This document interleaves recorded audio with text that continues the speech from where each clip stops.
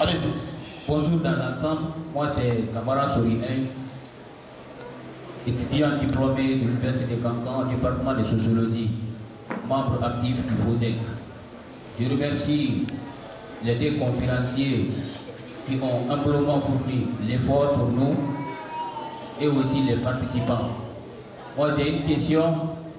Comme vous avez parlé de l'émancipation de la jeunesse à travers l'entrepreneuriat qui nous réunit ici aujourd'hui.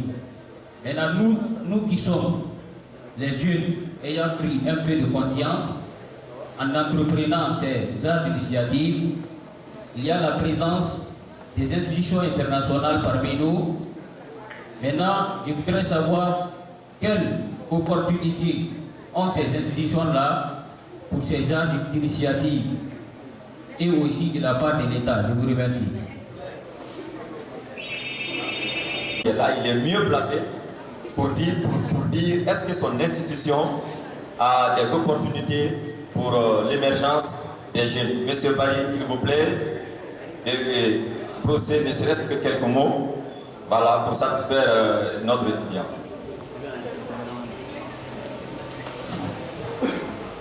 Merci beaucoup. Je ne suis pas sûr que je sois la personne la mieux placée pour répondre à cette question.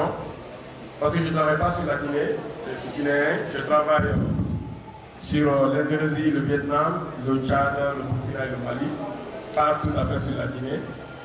Mais heureusement que les informations sont publiques, donc je ne peux pas vous dire au-delà des informations qui sont rendues publiques sur le site web de la Banque mondiale.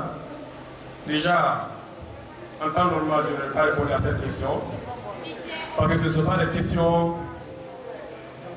qu'on peut poser à l'aide de l'Internet. Il faut aller sur le net, tu as toutes les informations. Tu vas sur le net, tu as le site de la Banque mondiale. Tu vas sur le site de la Banque mondiale, tu as les projets actifs, les projets passés et les projets futurs. Dans chaque projet, il y a tous les détails. Ce qui est pour les jeunes, ce qui est pour les femmes, quels sont les montants, qu'est-ce qui est prévu pour une région ou une autre. Toutes les informations sont en ligne. Bon, à Cancan, je ne parle pas en parabole parce que c'est ma ville, je dis la vérité aux jeunes. Je ne vais pas répondre à cette question. Je sais qu'il y a des choses très intéressantes pour les jeunes, il y a des projets très intéressants pour les jeunes. Le président Alpha Condé a dit que ce sont les jeunes qui sont la priorité de son mandat. C'est vrai qu'il a certaines difficultés à mettre en œuvre tout ce qu'il veut faire pour les jeunes, mais il essaie beaucoup de choses pour la jeunesse. D'accord, cherchez l'information vous-même. Il y a beaucoup de choses pour les jeunes, mais je n'ai... Bon, si je ne réponds pas, peut-être que vous allez avoir l'impression que je ne sais pas. Alors, il y a un projet actuellement de 30 millions de dollars. 30 millions de dollars, c'est un minimum 150 milliards de francs guinéens, qui vise à promouvoir l'accès au financement des PME. Dans ce projet, il y a une composante de 5 millions de dollars. 5 millions de dollars, c'est minimum 45 milliards de francs guinéens, exclusivement pour les jeunes. 45 milliards de francs guinéens, exclusivement pour les jeunes. Ce projet a déjà été signé et approuvé déjà par la Banque mondiale, et l'accord a été signé entre la Guinée et la Banque mondiale. C'est le ministère en charge des PME qui gère ce projet. Les 5 millions de dollars prévus pour les jeunes, il y a 3 composantes dedans. Une composante qui va appuyer les incubateurs. Vous connaissez un peu les incubateurs. Les incubateurs, ce sont des centres qui appuient les nouvelles entreprises créées par les jeunes à se développer. Donc il y a 2 millions de dollars, environ 19 milliards de francs guinéens qu'on va utiliser pour aider ces incubateurs-là. L'assistance, je voudrais commencer par m'excuser auprès de tous pour avoir le risque. Vous pouvez constater.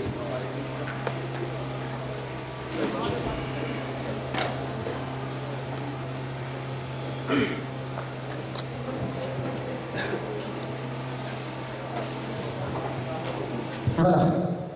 Je disais bonjour à ces brillants conférenciers et à toute l'assistance pour la mobilisation de ce matin.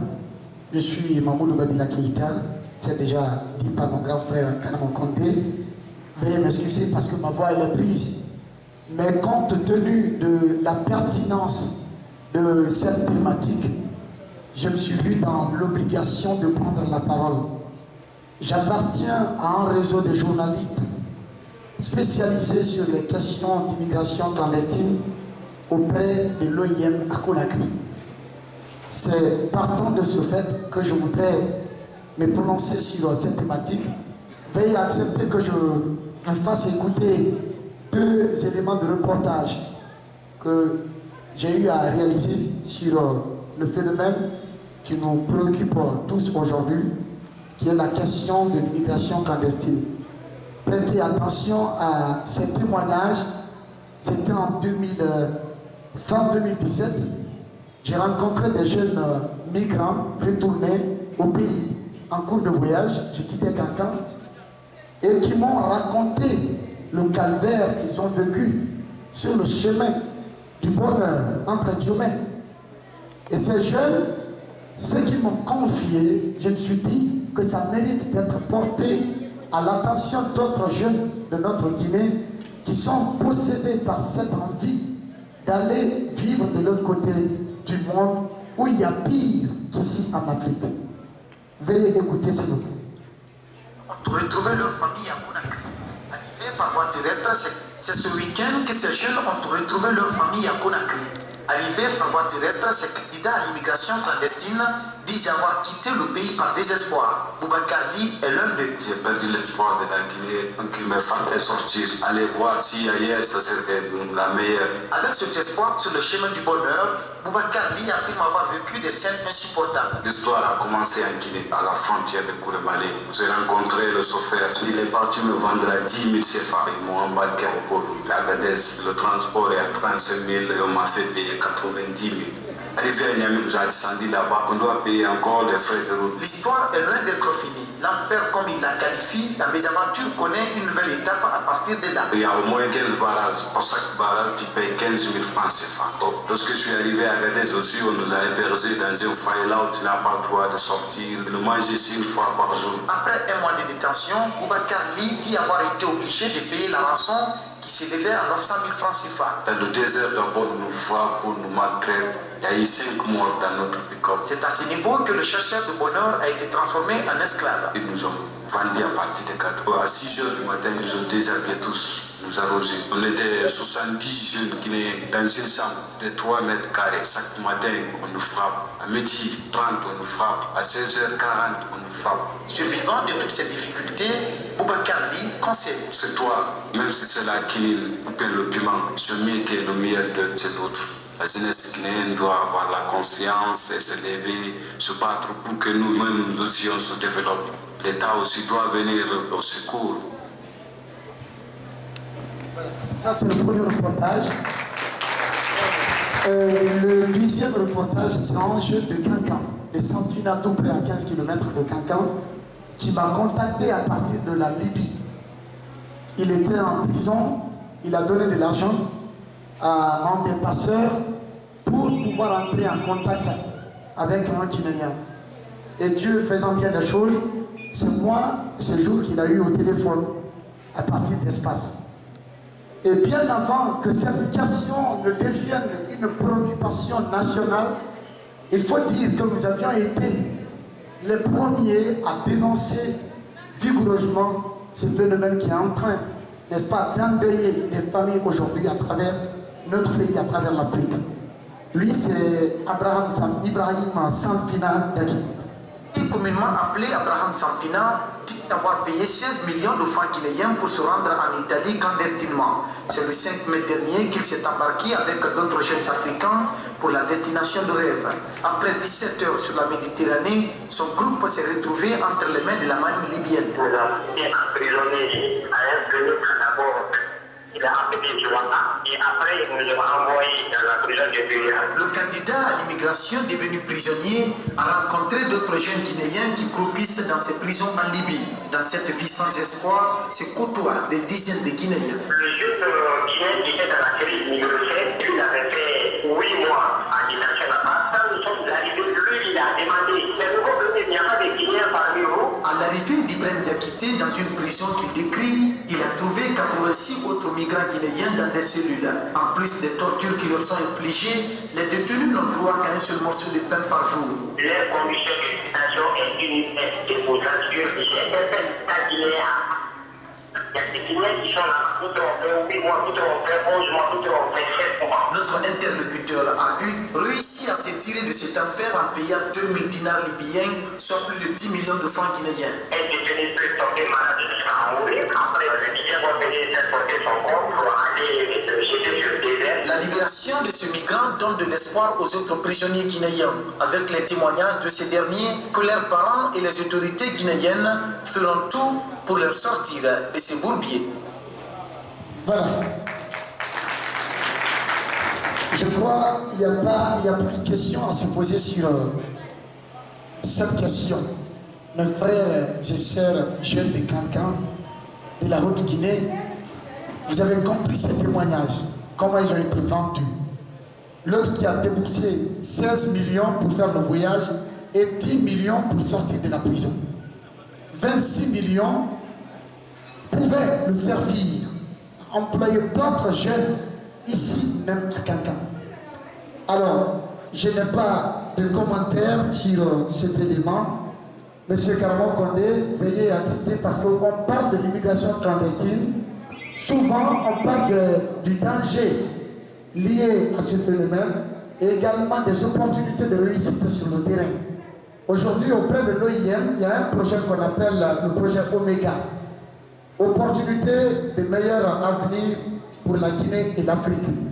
Ce projet est financé par l'Union européenne à hauteur de 500 000 euros, juste pour accompagner des jeunes qui voudront, n'est-ce pas, entreprendre quelque chose sur le terrain, afin d'éviter, n'est-ce pas, ce voyage vers l'enfer et se prendre en charge, venir en aide à d'autres jeunes.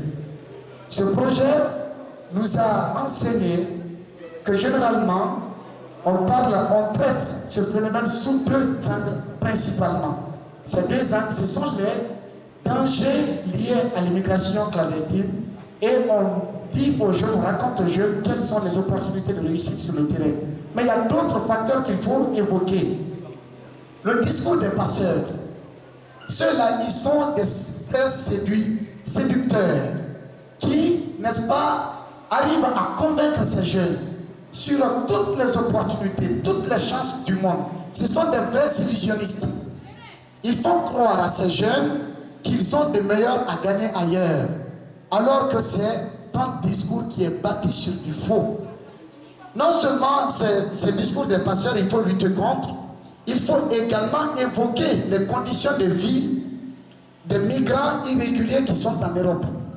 Il faut évoquer leur vie, parce qu'ils passent sur les réseaux sociaux, aller devant les belles immeubles pour se prendre en photo, mettre ces photos sur les réseaux sociaux, à dire que je suis en Allemagne, je suis en France. Ce sont ces images qui attirent d'autres jeunes Africains, Guinéens, à dire qu'il faut que moi aussi aille de ce côté pour vivre ce bonheur, cette vie paradisiaque que M. X est en train de vivre.